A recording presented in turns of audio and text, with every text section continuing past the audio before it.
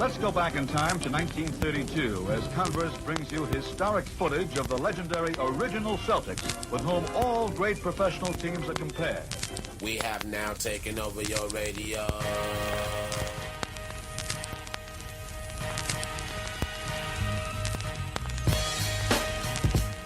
Richie Guerin is about to show you the most important step in getting past a man. It's the first one. And Oscar will inbound it.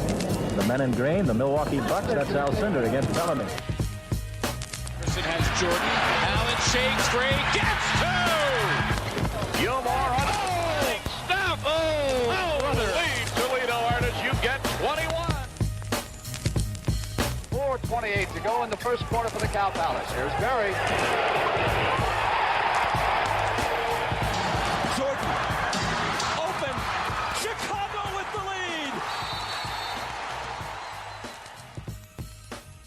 Hello, and welcome back to the Over and Back Classic NBA podcast at hardwoodproxism.com.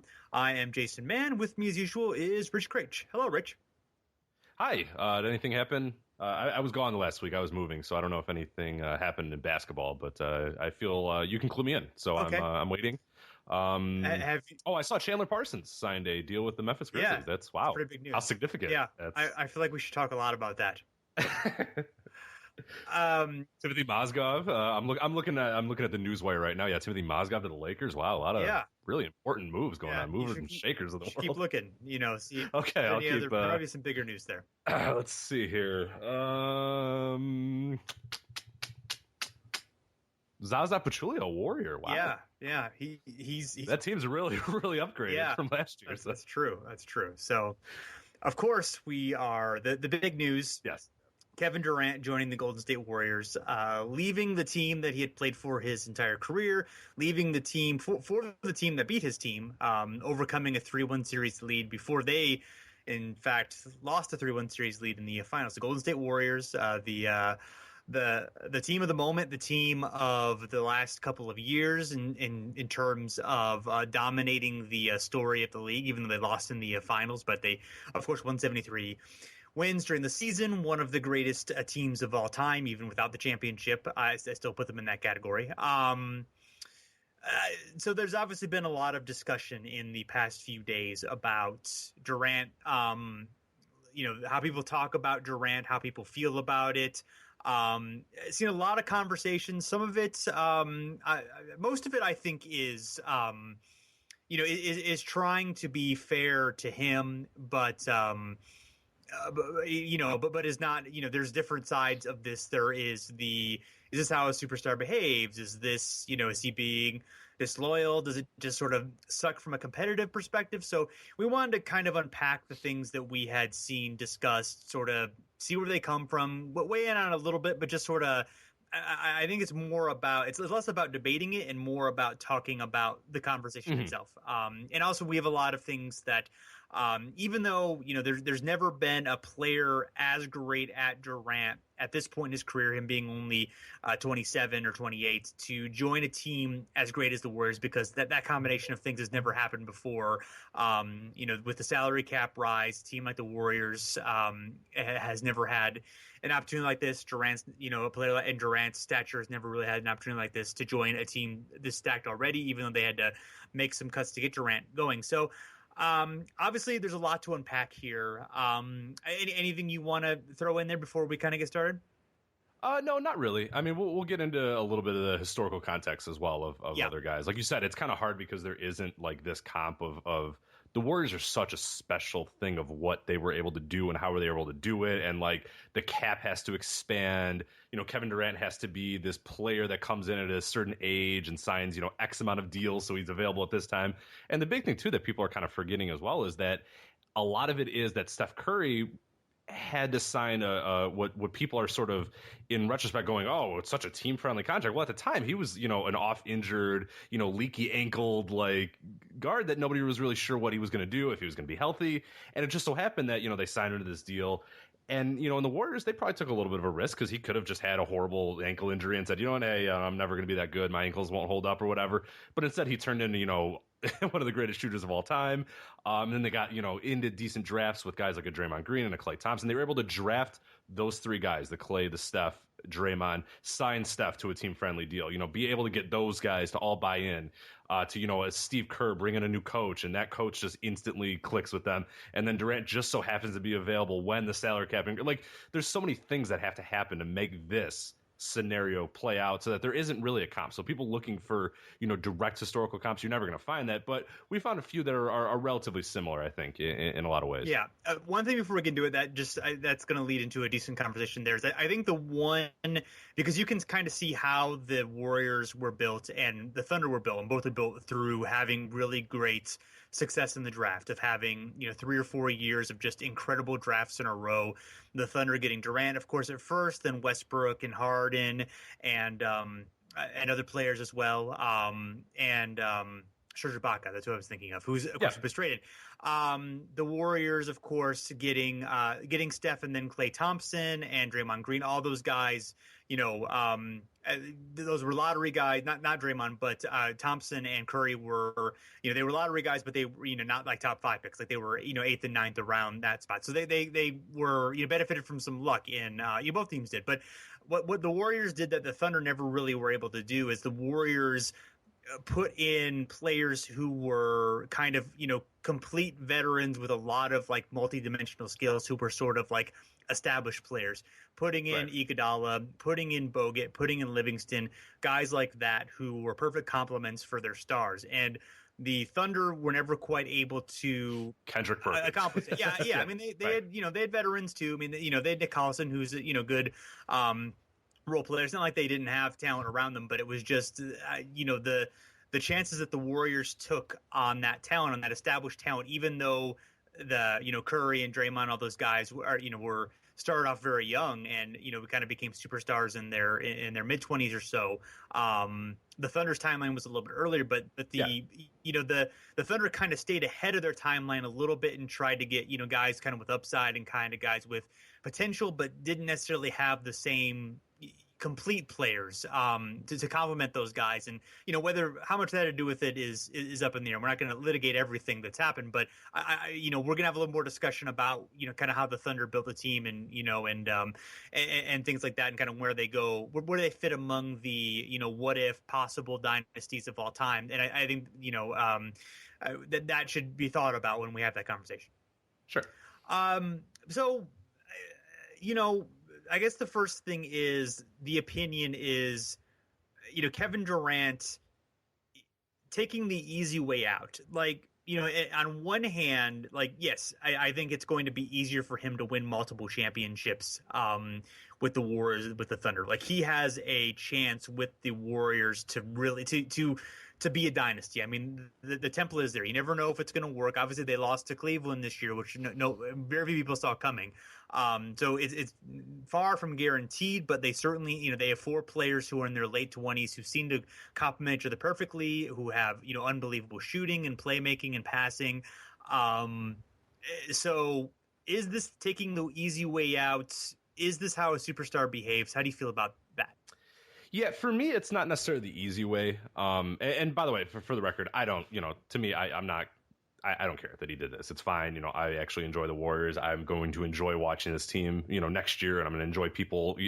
I like the idea of a super team and people trying to fight the super team. Like when the Heat thing happened, initially, I was kind of like, oh man, LeBron, like that. I like it better when he was in Cleveland. I like that idea. I like the, maybe the Dirk model of just keep fighting, and eventually you'll get there. Eventually maybe you'll win a title, and that's so sweet.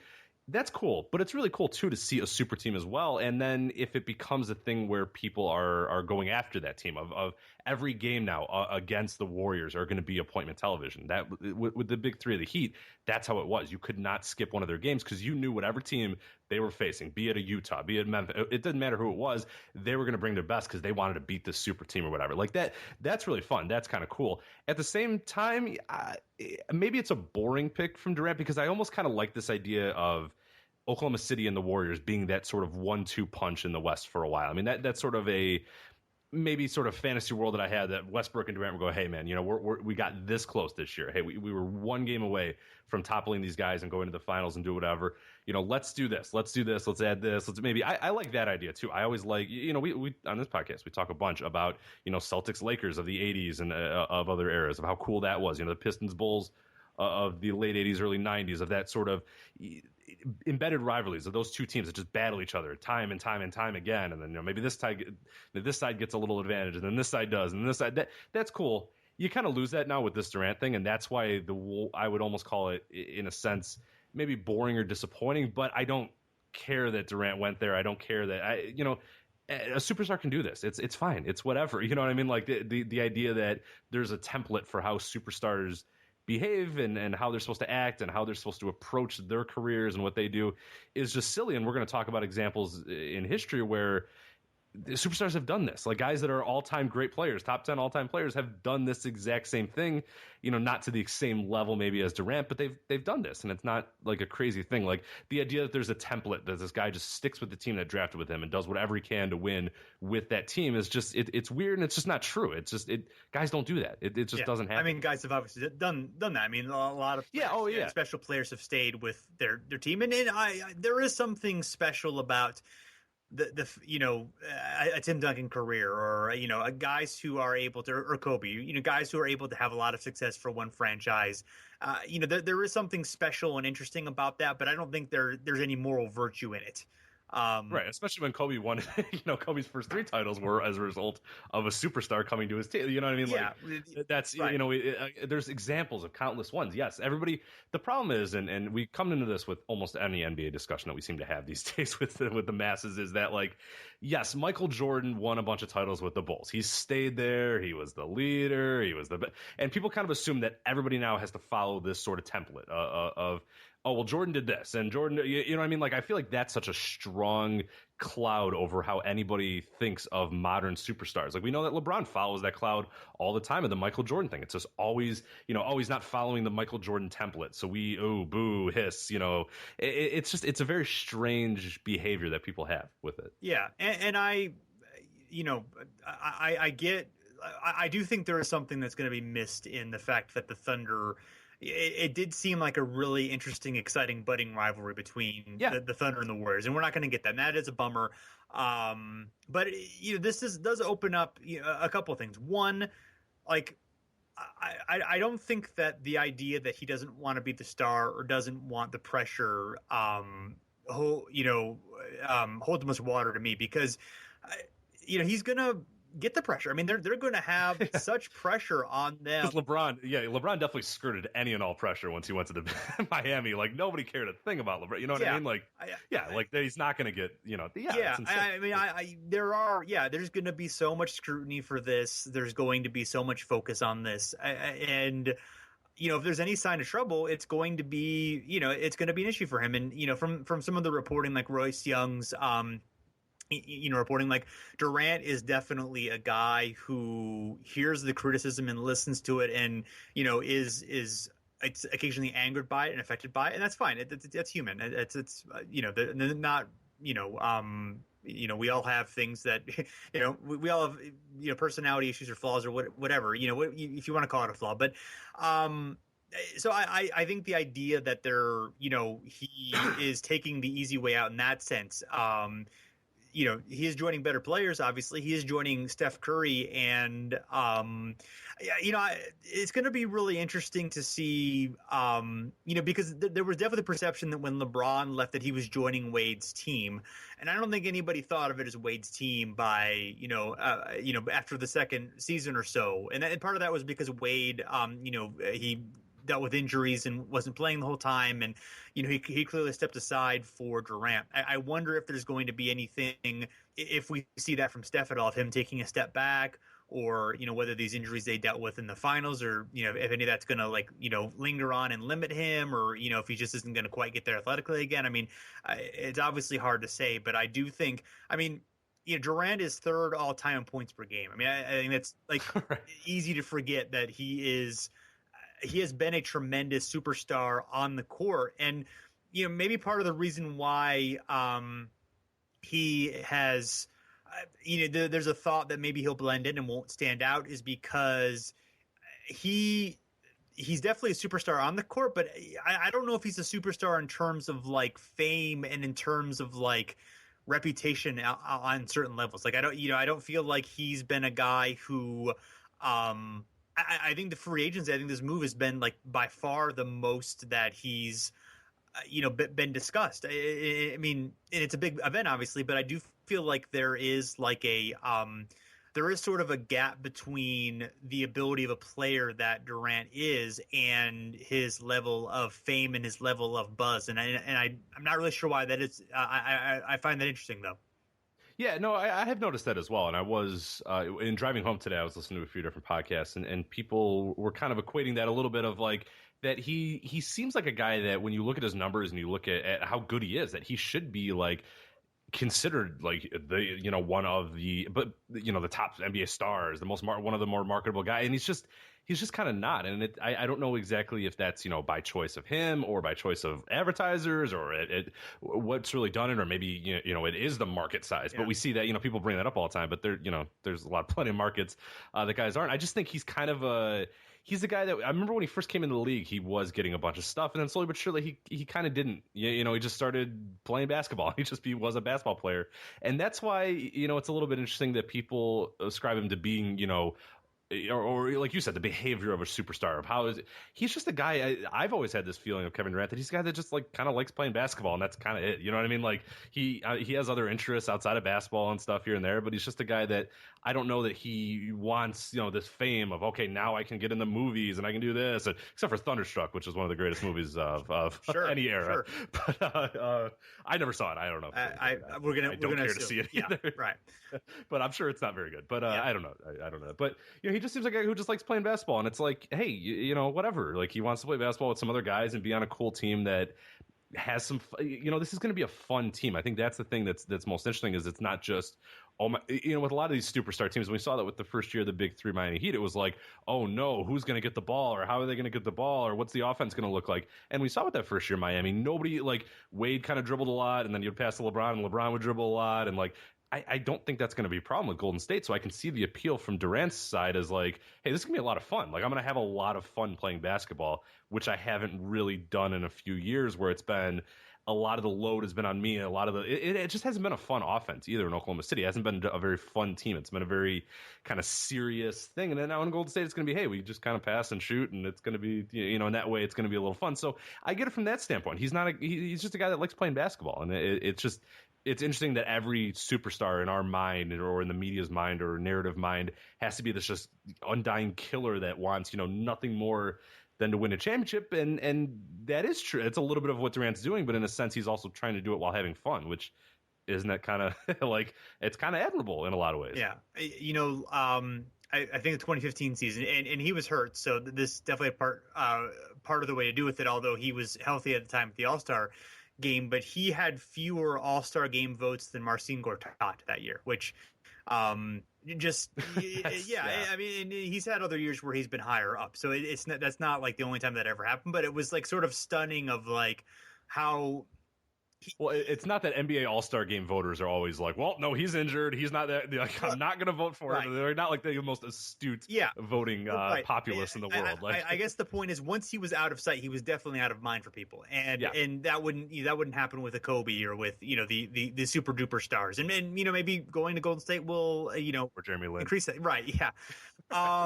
So yeah, I mean, some of that I think personality wise, some of it I think is being in Oklahoma City, being in a smaller market. Some of it is just like the guy who's sort of the cult hero on that team is Russell Westbrook. With the reckless abandon style, and I think for Durant, it's sort of like maybe it like seems a little bit too easy the way that he plays. I mean, obviously we know better than that, but it is just sort of like he's just this smooth score. He's like George Gervin, but like incredible at everything.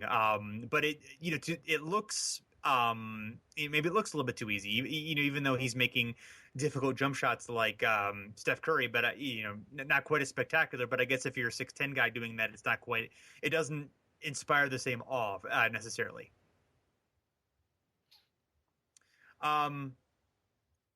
So we looking at sort of historically how we've looked at player movement. And I think we all understand why Bird, Magic, and Jordan didn't switch teams. Because free agency wasn't really an option until the late 80s, unrestricted free agency anyway. There was limited free agency from the late 70s, for a decade or so, but it was all restricted free agency. And also, Bird and Magic, they went into winning situations and won basically for the entire decade. There was no reason for them to leave. Jordan, and historically great franchises. Yeah, too. Exactly. With great backbones of hey, look at all these rings and look at the great leadership we've had for decades now, and that's important. Yeah, and Jordan, now the Bulls struggled for a few seasons. It took a while to build a good team around him. But he didn't have the length of time to although he definitely dealt with why hasn't Jordan won a title yet? It's been 7-8 years, but I don't know if there was ever any serious thoughts that he might move on at some point. I mean, there was sort of the gradual building to more success, and they never, once they started to rise, they never really took a step back. They just kind of kept going and going, climbing up the ladder. So there wasn't that level of disappointment. Whereas with the Thunder, they got there in 2012 when Durant was really young and the other guys were really young, and then once it's kind of stalled out, there was that feeling of disappointment and that feeling of we haven't gotten there. That's certainly, I think that finals run maybe did more, I don't want to say damage because damage isn't the right word, but just changed the perception to a lot of people because it was like, oh, cool, this is the team that can make this is a perennial finals contender or whatever. And then, of course, and we'll talk about it here in a little bit, there were some, issues in terms of the NBA and the CBA and things like that sort of, they weren't able to kind of keep the same team together. They had to mix a little bit of more movement than, they probably would have liked and whatnot. So it kind of caused a little bit of an issue because, of course, the Harden trade is one that people will always look at as, okay, they made the finals, then they trade Harden, and then they don't get back there, and then now it's all blown up and it's all gone or whatever. Well, yeah, that is something, but there's also a bunch of different issues too. Injuries were a huge part too. Multiple years where you lose Westbrook one year, you lose Ibaka one year, and then you lose Durant. In 3 consecutive years, they essentially lost one of their big 3 players, and you always wonder what would have happened if those 3 guys would have been there. Would they have at least made another finals run? But I always look at that 2012 year as it not damaged, but it just kind of changed a lot of perceptions. Like, okay, they've arrived now. Let's go. We're ready to go. And it's like, maybe they weren't ready to be there at that point yet. Maybe it was a few more years until they had to kind of coalesce and get together. But there was always that pressure then because they made it that one time. Yeah. So to what seemed like their credit at the time, the Thunder didn't necessarily overreact and try to rush it with them. I mean, they kind of kept guys with upside. They didn't necessarily they didn't make short-term decisions that would have led to bad long-term consequences. I guess the problem with that is once they were ready to get to the point where, okay, it's time for us to start winning and start building this team around Durant and Westbrook, they had the problems that we've kind of gotten into a little bit, and they're going to discuss further. But I know Matt Moore was talking, and others were talking about this today. The rings culture, the idea of if you aren't a championship winner, you are nothing and you are terrible. Is that to blame for this? Does that put so much pressure on these guys that they feel like they have to go to a situation, even if you're, obviously upsetting because we don't know Durant personally, but from a basketball perspective, Oklahoma City was a pretty good to very good situation for him.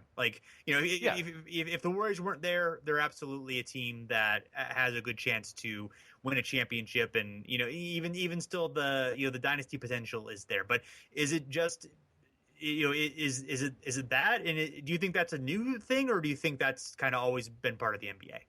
Yeah, I mean, the rings culture thing, I don't like it. I hate it. And, anybody that listens to this podcast knows that we try to look beyond just that and beyond just, look top 50 argument that we did last year, top 50. There was a lot of people, we did our second best team of the 90s, and everybody said, oh, well, it has to be, Houston because they won the other titles. And we're like, no, these teams were very good in the 90s too, even though they didn't win titles. We've always been that. And I think that's something I've always enjoyed about this podcast is we've tried to look beyond just, championships and rings and try to look at more of the nuance or whatever. But it's just it maybe in a way it's to blame. I'm not in his head, like you said. I don't know for a fact, but I'm sure that plays a part in it. I'm sure, like you said, if Durant is a guy that hears this criticism, that hears the stuff, we know LeBron is a guy that takes a lot of criticism to heart or whatever. That yeah, I'm sure they hear that stuff all the time. It's a part of the way we consume sports, and it's not just a basketball thing. It happens to be very big in basketball, but in the NFL, it's a huge thing with quarterbacks. Oh, you haven't won a Super Bowl. Well, you're not an elite quarterback yet, but then you win a Super Bowl. Okay, now you're an elite quarterback. Like instantly, just like that, you win 3 or 4 games, and now you're elite. You're great. You're the best. Going on right now, and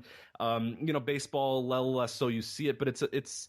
In a lot of ways, it's so embedded in our culture, and that's what I replied to Matt a little bit earlier on Twitter when I talked about it, is that I don't know if it's really going to go away, and it's not a new thing at all. It's something that's been around for a while, but seems to be especially big in today's sports culture and sport, because it's just a very easy way to talk and consume sports. Like I think, again, like I mentioned, we do, I think, a very good job of looking at the nuance, and many writers do a great job of it. There's tons of basketball bloggers right now that are just doing an incredible job of looking beyond that. But for the masses, it's a very easy way to discuss sports. It's very easy to get on a sports talk show and say, well, this guy's a failure because he hasn't won the big one, or how do you win a championship, or it's a very easy way. It's success, fail, it's win, loss. It's very black and white. There's not nuance to it. It's so simple to just say that. So I think it's so embedded in our culture that I don't know if it's going anywhere.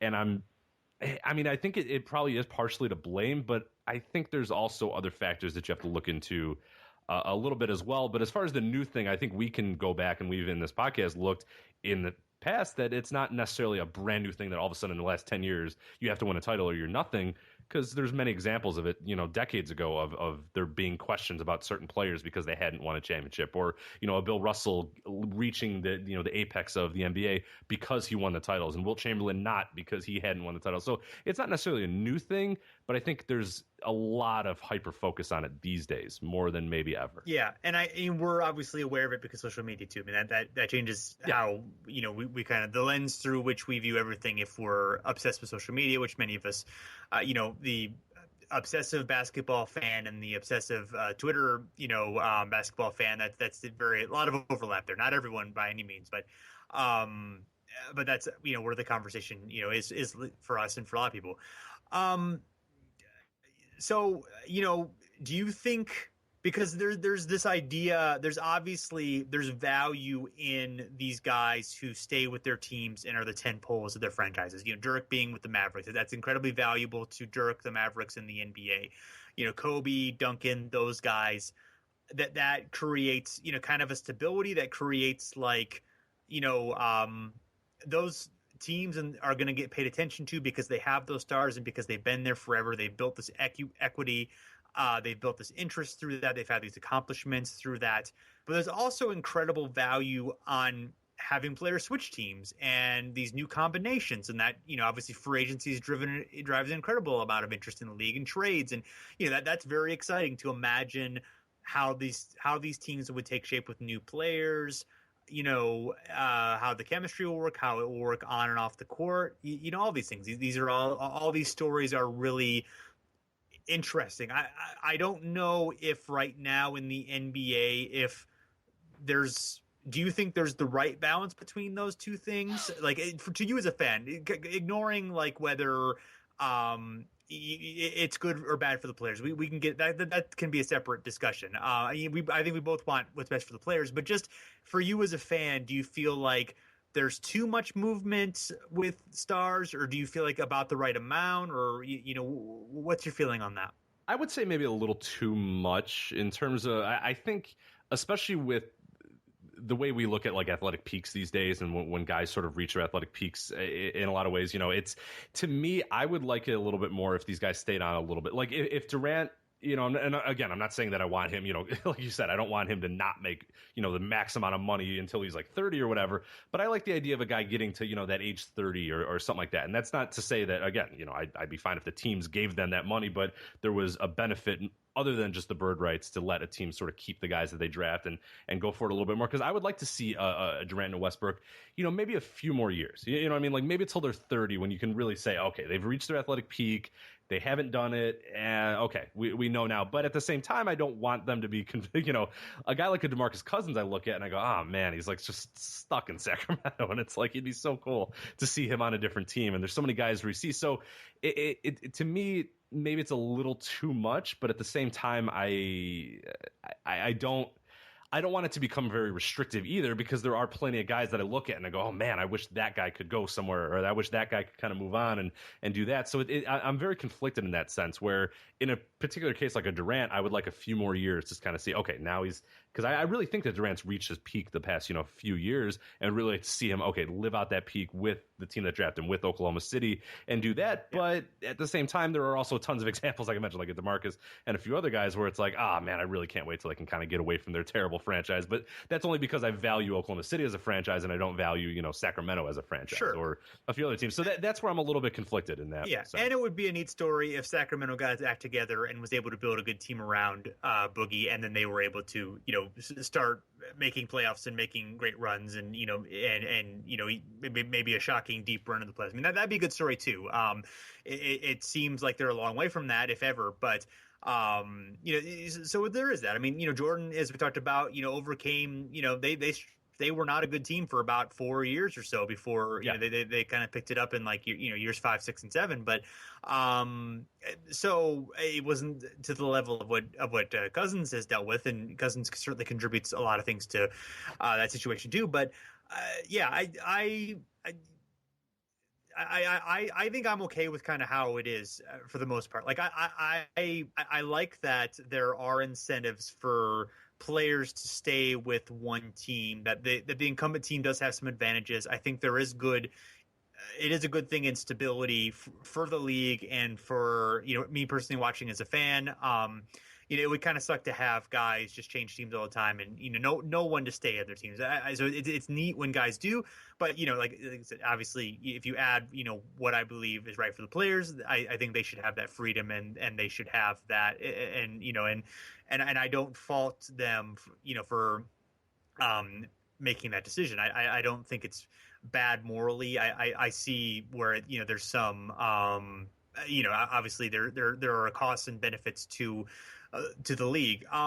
So there's sort of talk of doing certain things like, maybe you increase the max salary, just get rid of max salary. Although you run into issues like what Minnesota dealt with trying to rebuild around Kevin Garnett in the mid 2000s, when he took up so much of the salary, they had a tough time building around him. And there were other things they screwed up too that kept them from being able to do that. But that was a huge hindrance for them. Mm-hmm. Or something I don't like, and I doubt that you would like either, is like an NFL style franchise tax. I think that just puts too much power with the team. I do think that, I do think increasing the max salary, that there's a benefit to the players there, although I worry about getting rid of the max salary, just because I think concentrating the wealth on so few elite players has sort of a problem on its own. Mm-hmm. Even though I see the argument that those are really the players who are driving the league, so they should make a whole lot of money. But I think I like the idea of sharing the wealth better for I think that's better overall for the players in the league. But there's that's something where I can kind of see both sides. But I don't know. Is there any of those ideas, or any that I haven't mentioned, that you really think would be like a strong, okay, we can change the league to kind of keep this from happening again? Or is it this is sort of a one-time confluence of a bunch of circumstances that we talked about, the huge cap jump, Steph's low salary, etc. And it's nothing quite like this has ever happened before. It's kind of unlikely to ever happen again. Yeah, I think one thing that I don't believe you mentioned, and one thing that I've sort of thought in my mind that would be decent, but it's got some little caveats to it, is that you can sign your incumbents with the bird rights, and you can go over the luxury tax, and you have to pay that penalty, and then you pay the repeater penalty, and you do all that sort of stuff. Maybe lessening those penalties, so it's like, okay, I can in the case of Oklahoma City, the reason they didn't re-sign James Harden is because they didn't want to get into the penalty. They didn't want to get into the tax penalty, pay repeater taxes. As a small market, they, in their mind, thought that they couldn't afford that. And we sort of were talking to people on Twitter a little bit earlier, and you were mentioning, well, hey, I don't know if they couldn't afford that. They said that, but we don't know that. Like, we don't know. These teams make a lot of money. Like, maybe they could do that. So, but at the same time, that's what they sell. That's what they say. These franchises go, hey, look, we can't get into this. We can't do that. So we're going to have to trade a guy like a James Harden in his prime, or a guy that was just about to ascend to another level and was just about getting there. That Oklahoma City, unfortunately, with the confluence of different things that happened, we're looking at it going, hey, look, we have to pay Durant because of the Derrick Rose rule. We have to give him more money. We just re-signed Serge Ibaka. We just re-signed, Russell. There's nothing else we can do. The only way we can keep James Harden is if we just guarantee that we're going to pay this luxury tax. We're going to pay this repeater tax, which is it's a big penalty. And for some teams, the Thunder sold it as, we can't do that. Sorry, we have to trade James Harden.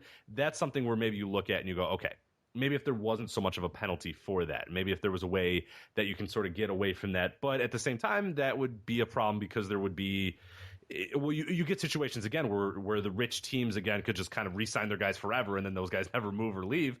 Whereas one of the benefits of the max deal and one of the benefits of these things is that lesser teams can get in the room with these free agents. We sort of always think that every big star goes to just the biggest market and that's it. But it doesn't happen that way. A lot of times, right now we're dealing with a situation where the Denver Nuggets of all people are talking to Dwayne Wade and actually in the room with Dwayne Wade because they have the most money. And Dwayne Wade might be saying, hey, look, I built this legacy in Miami.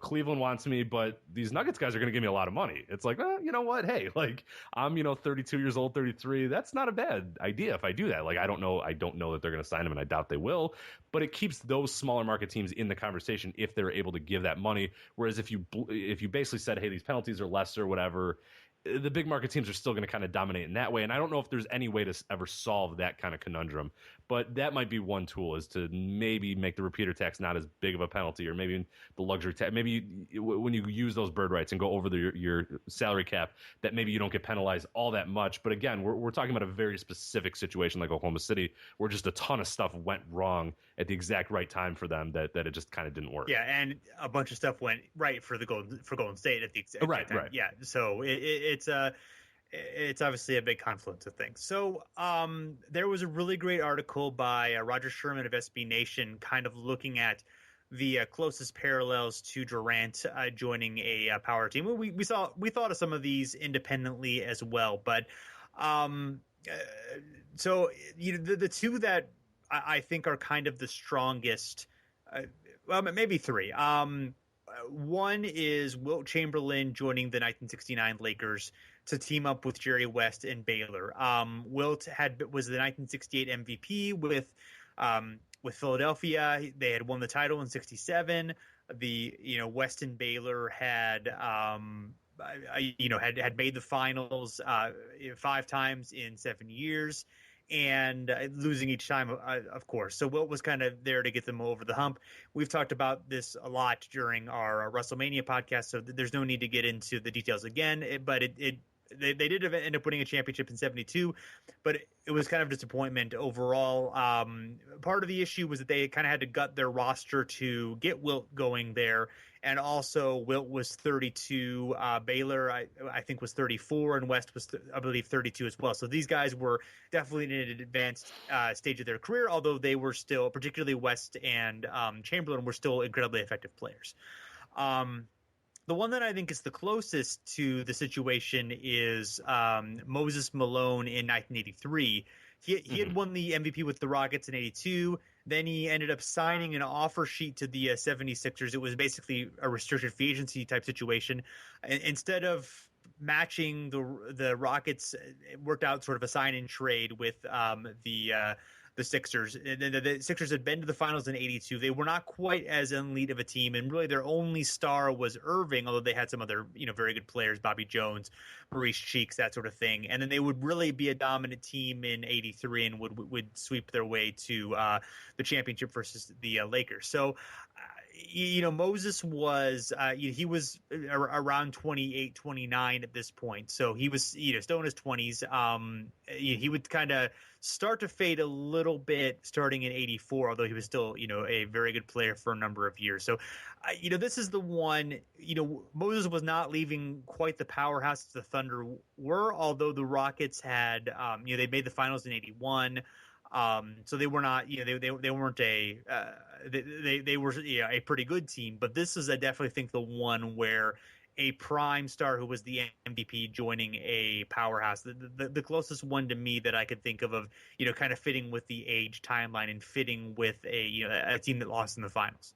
Mm-hmm. Yeah, I think so as well. Of course, there's Shaq joining the '97 Lakers, but that wasn't a team that was.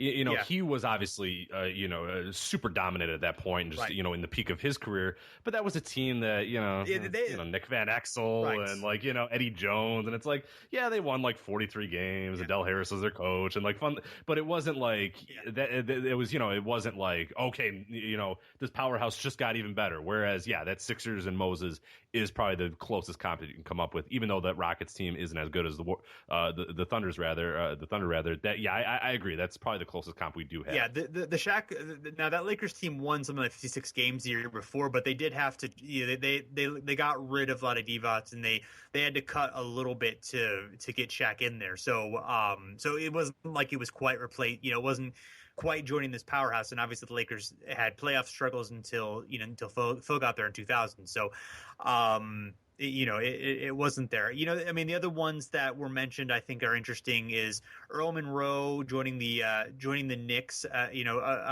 2 years after they'd won the championship, and had demanded a trade from Baltimore after they couldn't come to a salary agreement, and then teamed up with Clyde Frazier and Willis Reed, and then won a title in '73. And interesting because Monroe had actually struggled to fit in for a while. His playing time went down. He almost became a bench player for a while before he kind of started to go back a little bit to his old self, even if he had to kind of change his playing style. But I don't predict that's going to quite happen to Durant. But that one's sort of interesting in where it was kind of a he really had to take a backseat role for that team, and we're gonna have more on that coming up soon when we talk about the Knicks and our Mysteries of the '70s project. So.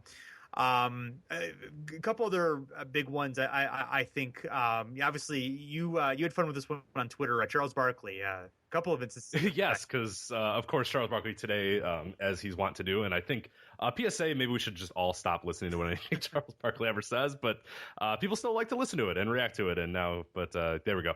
Anyway, he was, I forgot the exact phrasing, but I think something of, a coward, or I don't know what the hell word he used exactly to describe, Kevin Durant going to the Warriors. But it was kind of funny because I dug up a New York Times article from 1996 when Barkley, of course, was traded to the Rockets, and the New York Times little tidbit from here says, Barkley, intent on winning an NBA title before he retires, said, and this is a quote, "I'm very excited. Obviously, it's something I wanted to do.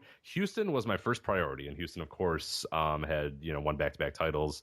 Very close before this, 1986. And people sort of look at, Barkley, when he got, he was winding down, but he was pretty damn good in Phoenix, even that last year. It was really when he went to Houston that it all kind of started to fall apart, and his body, was sort of starting to, play tricks on him, and he was just ended up kind of breaking down very quickly after that. But he was still a very productive, very good player. I think he was 31 at this point. But yeah, here's an example of a guy that, not so much his choice to join that team, but mentions in a quote, Houston was my first priority, which I'm sure he said, hey, here's a few teams I wouldn't mind going to. And oh, by the way, there's that team that has, Hakeem Olajuwon and Clyde Drexler and all, has these decent players on it. Hey, I wouldn't mind going to that team. So you look at that and that's another situation again that he can, say, oh, Durant's this and Durant's that, but you kind of did the same thing, Charles. Sure. Yeah. By the way, he said that Durant tried to cheat his way to a championship. Cheats. That's not a coward. I forgot who said that. Somebody else said that, but I forgot who. That was Screamin' A. Smith. Again, right. Yet another guy we should probably stop listening to and reacting to, but that we still do. That's probably a good point. Yeah, and then also, similar thing with the '93 Suns, where he forced his way out of Philly. Now, granted, Philly got Jeff Hornacek back, who was a very good player. So, although they were, the Suns had been to the conference finals a couple of times, were a mid-50s win team, so they were set up as well. Again, none of these teams are quite as stacked as last year's Warriors were, but as we said, that they're a very small number of teams that could say that. And the other one is, of course, LeBron, and in 2011 with the Heat. And like people say, well, the Heat weren't a good team before it came in. Well, yeah, but they got a chance to form, a incredible big three. One of the biggest accumulations of talent of all time on that team. So the fact that it makes it a little bit different that, of course, the Warriors are able to have more depth and have more established, but I don't think it's that different. Like, it's not like some people were making that comparison and are like, you can't make that comparison, but I think it's pretty similar. Like it's definitely at a similar level of how you're, a superstar, choosing this power team, and people definitely were obviously aghast at it at the time. And obviously the reaction was somewhat similar to what Durant is dealing with, but probably not quite as fierce as what Durant was dealing with, but it was still, or opposite. James dealt with much more criticism than Durant is dealing with, but yeah. And the Heat always felt like kind of a sleeping giant at that point, too. I mean, you knew that they were kind of bad, but you knew that at some point, especially with Pat Riley at the helm and Dwayne Wade still in his prime, and having won a title a few years ago, that was a team that wasn't just going to go, all right, well, for the rest of Wade's career, we're just going to be bad. Right. We're just going to have Jermaine O'Neal, and we're just going to be terrible for the next 10 years. You knew that there was something. Pat Riley wasn't just going to sit back and let that happen, and Dwayne Wade wasn't just going to sit and let that. So you always kind of had this feeling that, while the Heat in that year weren't good, or maybe the years prior, you kind of always had a feeling that was a sleeping giant team. I always at least had that feeling. Right. Yeah. I mean, they specifically, were taking a step back in the year before they got LeBron to have a chance with him, to not put money on their books and so forth. That was obviously very smart, and it worked out very well for them. So, as far as the Thunder go, Ian Levy wrote a great piece on how they kind of fit among the best dynasties to never win a title. So I think we should talk about that, because I think that's a really interesting. Yeah, that's an interesting conversation to have. Yeah, it was on fansided.com, and you can look it up. Of course, it's greatest NBA dynasties without a title is I believe the title of it. But it's kind of interesting. So they he uses. I'm not going to get into the kind of the gory math of what he uses to produce this dynasty score, but basically it's a little bit of SRS and point differentials and adjusted point differentials and that sort of stuff. And you don't have to know that to necessarily know the rankings of the guys, but definitely check out the article if you're curious on how we got to this point and kind of the math details of it. But when you look at the Thunder and sort of dynasties without a championship, they're right up there. I mean, they're very, very close. Ian does mention that, he did not include the 2015-2016 season because I guess their SRS wasn't at this level of 2.5 or whatever. Yeah. But if you do add them and that was the year that Durant was hurt. So right, exactly. So that sort of stopped their, dynasty in that sense. But in a way, if you really add that and you get the 7 full seasons of that team, they take a huge leap up to this top tier group, and this group, just to kind of give you an idea of these teams, these dynasties without championships. The number one is the Utah Jazz, of course, the Stockton Malone, 93 to 2001.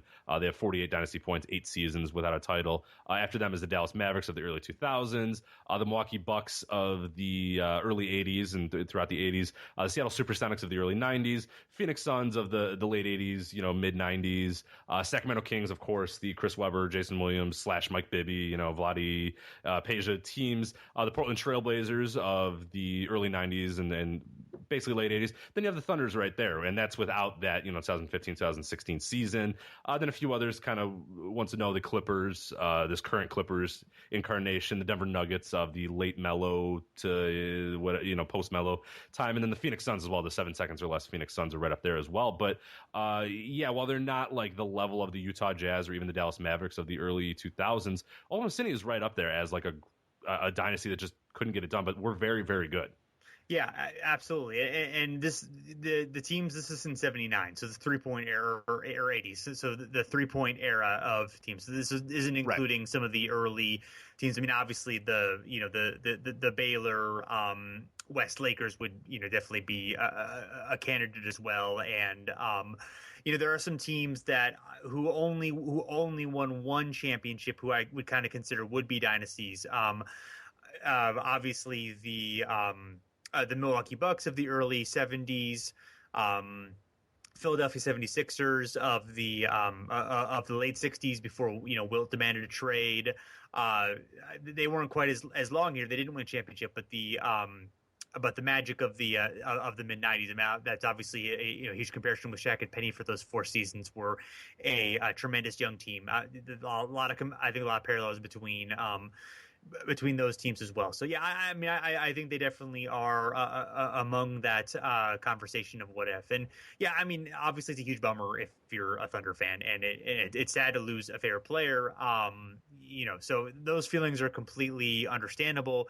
Not less understandable, and I understand this only reflects a very, very small percentage of the fan base is, making videos of like, bunch of people shooting guns at Durant's jersey and, and putting it on fire and stuff like that. That's obviously like that's a weird thing. And of course, reminiscent upon some of the reactions that, some Cavs fans had upon LeBron leaving. Yeah, it's always fun. But of course, as people always have to mention, there's probably, millions of people or at least thousands that did not react that way. But of course, they don't put vines or people don't share vines of a guy like carefully like being like, oh, okay, well, that's all right. Yeah. Like no vines of that gets retweeted. Yeah, you don't share vines of your kid not crying at. Right, every kid being like, oh, all right, well, whatever. We still have Russell. Right, like, we'll be okay. That's fine. Yeah. So to you, the one thing that we kind of got into this a little bit, but we should get into a little bit more. Does this make the NBA seem more boring or more inevitable to you? In a way, yes. I'm kind of conflicted in this because yes, it sort of does because I said like I really loved that Thunder Warriors, that budding rivalry. I really thought that was going to be really cool to see that sort of mature and get older, and then these guys kind of finally maybe get over the hump and they beat the Warriors and whatever. But that's kind of to me that's boring that now we lose that, and it seems kind of boring that the Warriors are like, oh my god, they're just so easily the favorites. Of course, in the West, maybe they still have some trouble with Cleveland or whoever in the NBA Finals or whatever, but it almost seems like an inevitability that the Warriors are going to make it to the NBA Finals because they made it to the NBA Finals without Kevin Durant. Now they have the top 5 player in the league added to their team, so that's kind of boring in that sense. But the not boring part is, like I said, with the Heat Big Three, is that every game the Warriors are in now is much-watched TV, regardless of who they're against, because that fan base, whether they're on the road or whatever, that fan base is just going to want to beat them. They're, no matter who it is, no matter if it's your Orlando Magic, if it's whoever, all that team wants to do and all that, especially you even get that with teams that aren't very good or teams that have 10 wins or whatever. That's a big deal to, okay, the Warriors are coming. Let's try to beat them. Like teams get up for that. Crowds get up for that. It's going to be sold out wherever they go. That I'm going to, if I have a chance to go to a game in Chicago, that's going to be come unglued. The crowd's going to go nuts for every single thing because we toppled the Warriors, and anytime they win, it's going to be this giant thing, and everyone's going to make a big deal about it, and everyone's going to be watching about it the highlights. So that part of it is kind of fun that you have this sort of big heel team that now everybody wants to beat, and everybody cannot wait to sort of topple, and everyone's going to bring their best.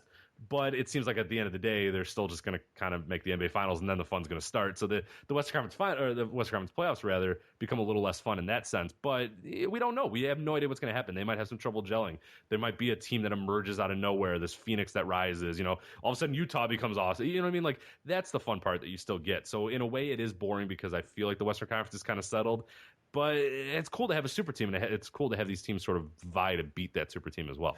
Yeah, right. I mean, it like obviously in the past, dynasties have been good for the NBA's business. Is there a point in which the Warriors could get so dominant that it drives people away? I don't know. I mean, I guess it's possible, but it's hard.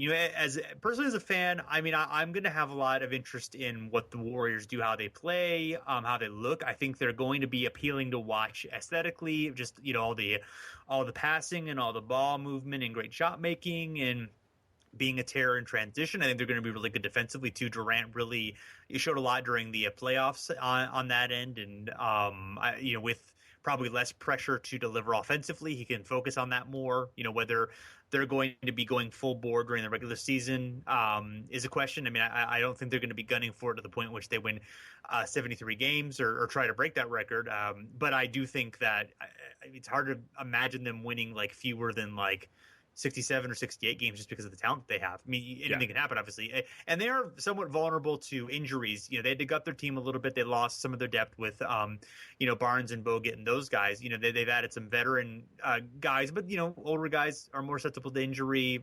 Things can happen. So, yeah, I mean, how much of a chance did you give the Cavs beating the Warriors going into the finals? I mean, very little. Right, I mean, I gave them like I think you and I independently talked, and then when it was down 3-1, I was like, all right, well, the Cavs are done. Right. They have no way of winning this game. Like, there's zero way. Like, the team looked terrible. Kyrie was bad. Love was bad. LeBron was it was just like, oh, okay, this series is over. It's boring. I don't even care about the series at all. And then it became the greatest, NBA Finals of all time. And we had to record a podcast about how great it was and how great that Game 7 was. So it's like, I mean, they looked overwhelmed. Yeah, I mean, they had some they competed in some level, but yeah,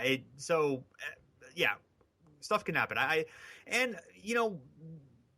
Watching the NBA is more about like watching, worrying about who wins and who loses. I mean, there's the aesthetic beauty of the game. There's just the, just fun and exciting of just watching basketball and watching the, incredible athleticism and the great plays and seeing things that you expect and seeing things that you don't expect. I mean, most of us who are fans of the league and who have a team that we root for, we know that there are very, very few chances. There are very, very few teams that have a chance at winning a championship.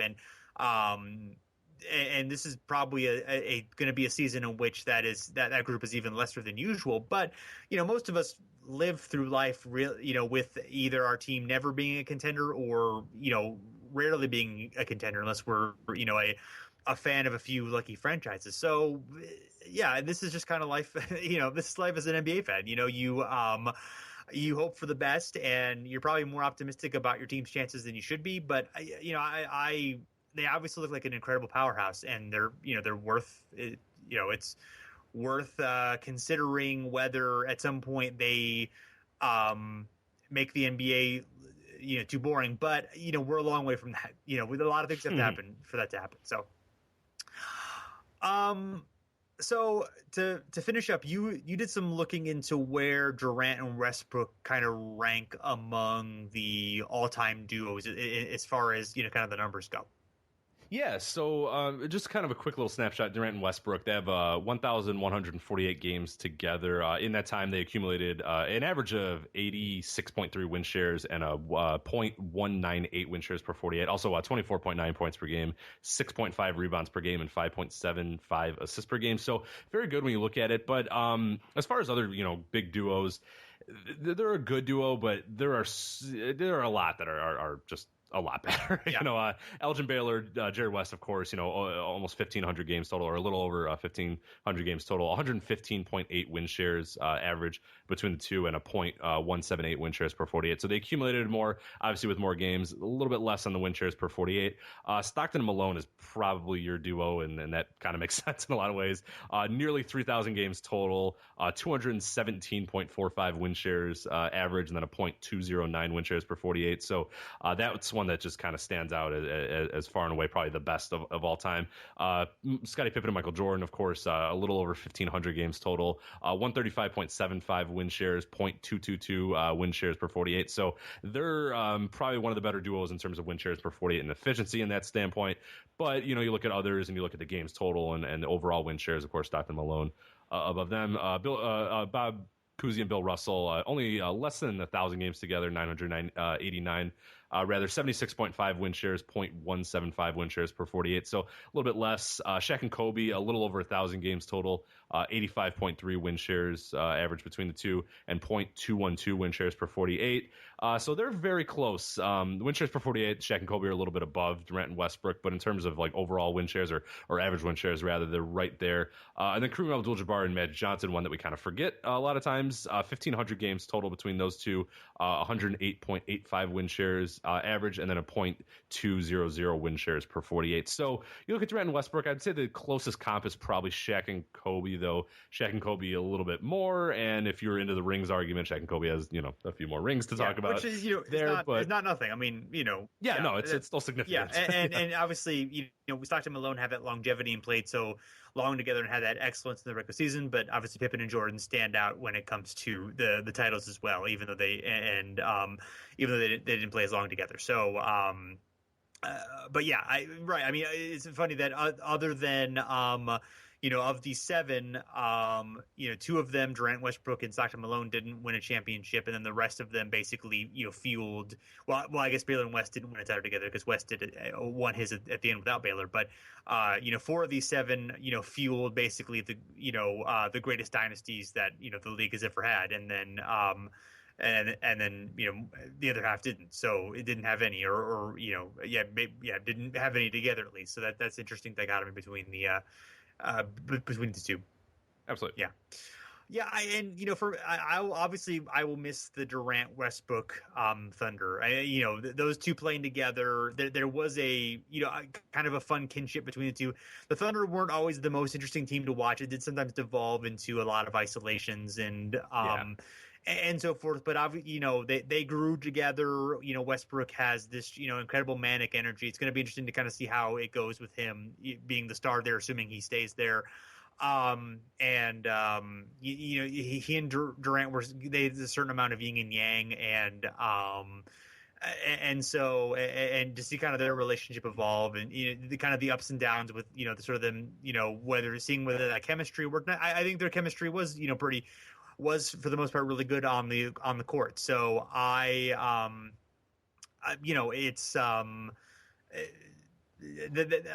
will miss that, but I do think that I am excited to see what the future brings us with our. Mm-hmm. I'm excited to see Westbrook on his own too. I was talking to friends during the Western Conference Finals and so and saying, hey, it would suck to have that team break up and, oh man, it'd be bad. But, I really kind of like the idea of Russell Westbrook being like his own guy and able to just kind of do what, because like he's such just a man. It was just fun to see him just sort of unleashed. And we saw that the one year when Durant got hurt. And of course that team was not great around him, but it'll be interesting to see because I think he's a better player now than he was even then. I just want to see that guy, on his own. Like just now, like you look at that team without Durant, they've probably got a chance to win 45 games. I don't think that's unrealistic that they can maybe do that, with Oladipo and Westbrook and a few other guys, Adams who emerge and Cantor who's kind of fun as well. So that'll be fun just to see kind of Westbrook on his own and really just unchained for the first time since that Durant injury, and that'll be fun to see. And hey, this Golden State team is going to be a hell of a lot of fun to watch as well. Yeah, they'll be the biggest story if nothing else. So we'll see if we have to embrace our overlords, the Warriors, or whether someone else will be able to match up with them. Yeah, it'll be interesting to see how the league adjusts to them. Obviously that first season is going to rival that first season for the Heat, where everyone just kind of got geared up against them, and that first Warriors Thunder matchup is going to be interesting. There's going to be a lot of stuff coming up that I'm looking forward to. So we'll see how it works out. But it'll always make the Christmas Day games always fun because the NBA always gives you a good matchup. So you'll probably get Thunder Warriors on Christmas Day. I wouldn't be surprised if that were the case. So, all right, Rich. Well, everyone can check us out. They could find us on. They can find us at hardworkprocess.com. We are on iTunes and Stitcher. Search Over and Back there. We're on Twitter and Facebook at Over and Back NBA. So drop us a line. Let us know how we're doing. Leave a review on Stitcher and iTunes if you listen to us on one of those platforms. We would greatly appreciate it. And we'll be back soon. We've got our Mysteries of the 1970s project coming up that hopefully everyone will get into. So until next time, thanks for listening.